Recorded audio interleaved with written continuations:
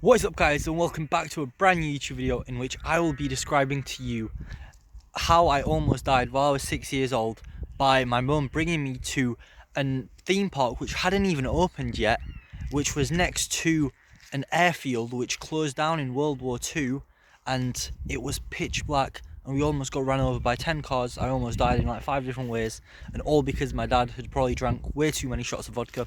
And I've just finished my run and I came up with the idea for this video. So I'm going to be eating blocks of butter while doing this because butter is a very calorie dense food and it's what I have after my run, because why not?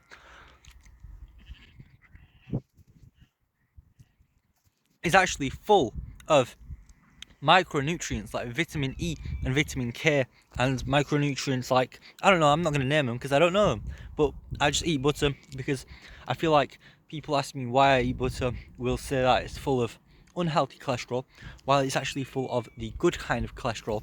If you do not get the butter, that is filled with vegetable oils. This butter is a new butter which I've never tried before. It's called All Things Butter, salted, British and organic, which I'll give it a solid 7 out of 10. It doesn't top my list, and it's just one step below Kerrygold and about 3 steps below Yorkshire Cream. So that's my first thing about this video. So let's take it back to when I was about 6 years old, and my dad came back from his job on this construction site, and he was a very cool person, you know. Definitely didn't do any bad things, you know. Only went to prison twice. Shout out to the guy for bringing me into this world. I want to say thank you. He's not alive anymore, which is why I'm making this video. And even if he was, he wouldn't be able to speak English. So he would be immune to the English or Spanish meme that's been popular recently. But let's get right into it. So my mum, we were sitting in this living room and he comes in, way too many bottles of vodka because he was in debt, and he also just been released from prison, I think. I don't really know what he did back then to get into prison, but well, never mind. So after he comes back, he starts like acting like Donkey Kong. So my mum thinks, all right, let's go on a walk, let's just clear our minds.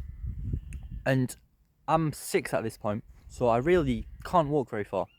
But she thinks, all right, let's walk to this new theme park which hasn't been opened yet, and it's probably gonna be at least half finished, so we can use some of the rides without paying for it because nothing's open. And it's about 5 p.m. at this point, and it's the winter. It's the winter, so it's a very cold time of year in Poland, and it gets dark in around 2 hours. And she really underestimates how long this journey's gonna last.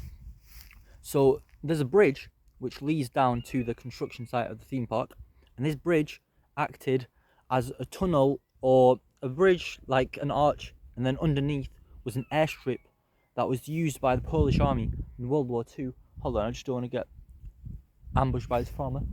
No, I don't think he's anywhere. Because I'm standing in this random field doing this while it's trickling with rain. I'm just thinking, what could give me the best backdrop after I've done my run? So shout out to this guy, let me use his field. Never seen him in my life, probably never will, hopefully.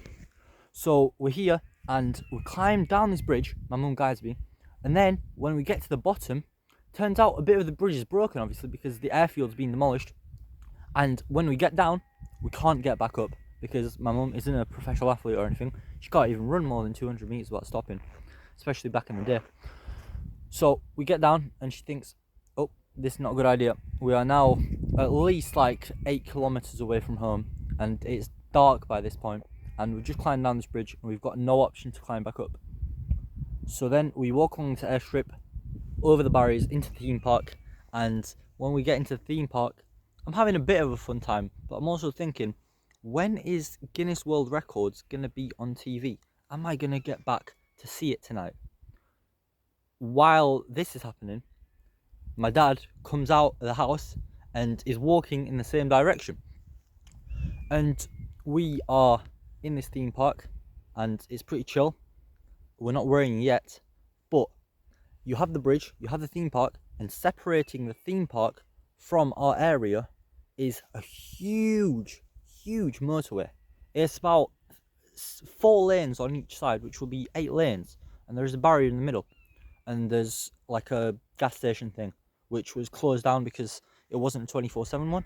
So after my mum thinks we've had enough of this theme park, she grabs me, like puts me like this and says, "Oh, sorry, you're too heavy, I can't hold you anymore. Why don't we just run across this motorway?"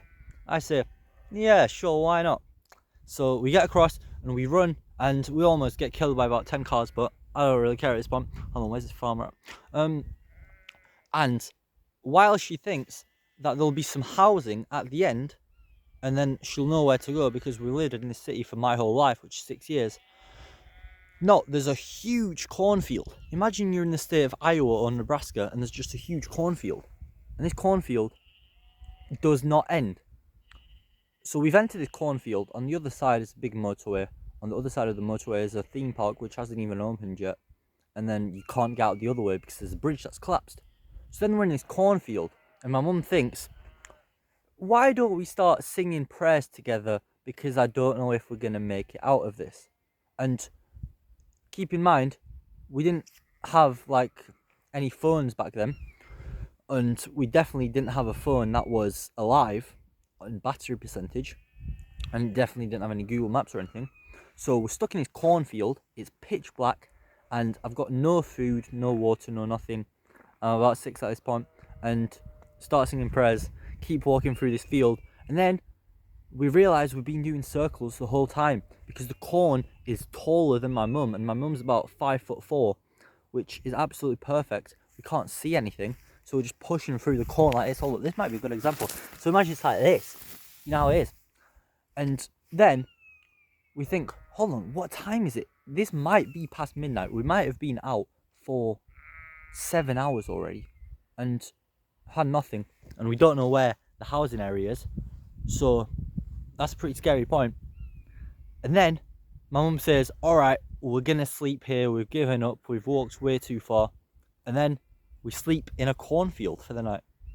And my dad obviously don't know where we are, and I want to say a shout out to him for doing absolutely nothing, because this is a fun story and a scenario to talk about. And then the next day we're walking through the cornfield, we come out at about 12, and when we come back to the house after a long day, my dad's there and get kidnapped by my own dad.